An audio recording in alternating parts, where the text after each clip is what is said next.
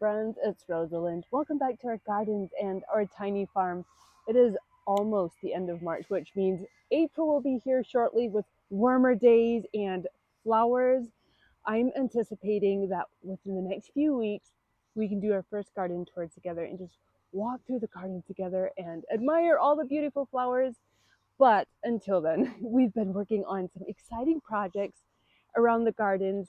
We've been working on the herb garden, planting spring flowers, and there's an exciting new little garden that I've added to the patio. So make yourself something cozy to drink, and I'm just going to take you around the gardens and share all the exciting things we've been working on.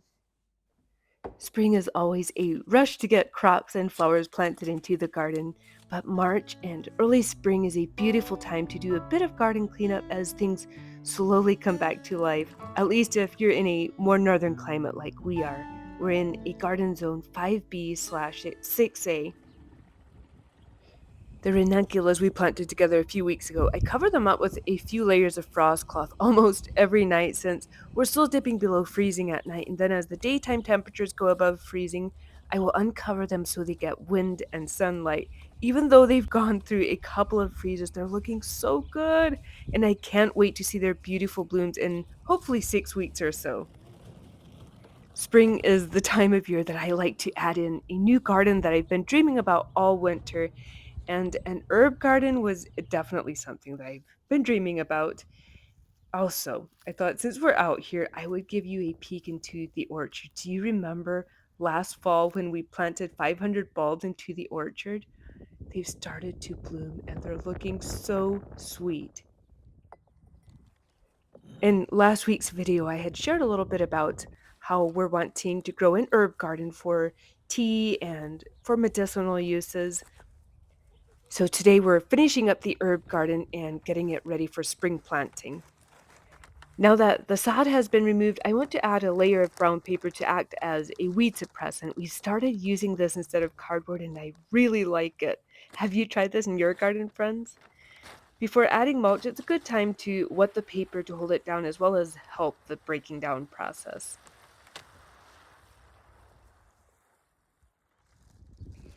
Normally, we use a dark wood mulch in the flower gardens because I feel like it makes the gardens look more tidy. But since this will be an edibles garden, I wanted to add a natural wood mulch that doesn't have any dyes in it. And friends, some of you have been asking for more information on starting and growing an herb garden. So, this spring and summer, as we plant and develop this herb garden, I'm just going to bring you along for it all for planting and harvesting and all the different ways that we use herbs. The window boxes in the cut flower garden shed still have their winter greens in them, so it is time to give it a spring refresh. Pansies are always my go-to flower in the spring. They're such a tough, beautiful flower. I had started some from seed back in January, but they still aren't blooming. I'm always on the hunt for the prettiest shades of pansies with the frilliest blooms. I came across a book about pansies. It's been a recent release, and it's definitely one that I'll be adding to the garden library. Pansies or violas are a cool weather flower that thrive in pots, window boxes, and the garden.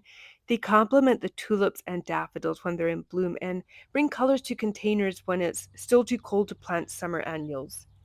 Pansies do prefer full sun, but they can take part shade and they enjoy a soil that's moist but not soggy. I can't wait to watch these pansies fill in the window boxes as well as the containers that are planted up out by the chicken coop.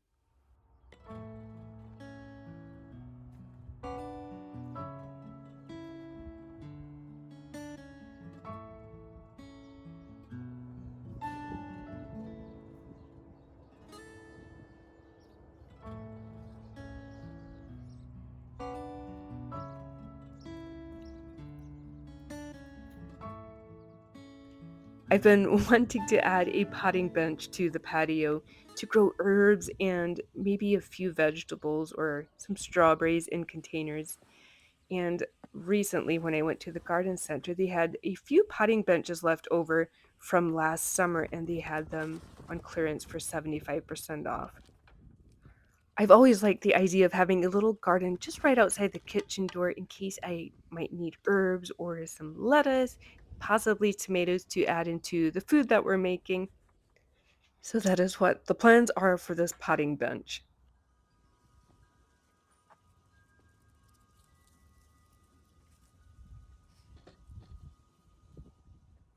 But since we'll be getting frost for another month or more, I'm going to use the potting bench to hold all of the spring bulbs that we've been growing in the garage over winter.